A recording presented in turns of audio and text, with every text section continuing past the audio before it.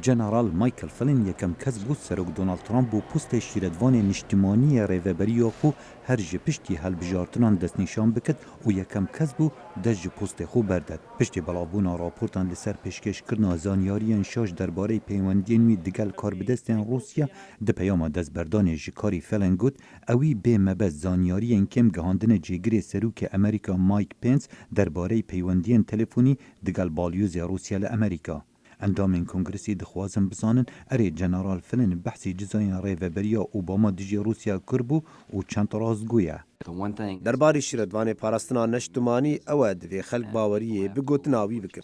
راپورتن روزنامه واشنطن پست و نیویورک تایمز دان زانین فلین بحثی جزاین امریکا دجی روسیا لسر دمی ریوبریا باراک اوباما کربو و برسف بو لسر دست وردان روسیا ده هلبجارتن امریکا دا. لیدگل هنده جگری سروک امریکا براوانی جه فلین کر و پشراست کر که فلین تبلی مجار جزایان نبو. تشتی از دکارم پشت راز بکم و من گلوی لسروی مجاری آخفت بو او پیوندین چه بوین لهمان دمادر کرنا دیپلوماسیین روسی بو و چه پیوندی به جزایان و نبو.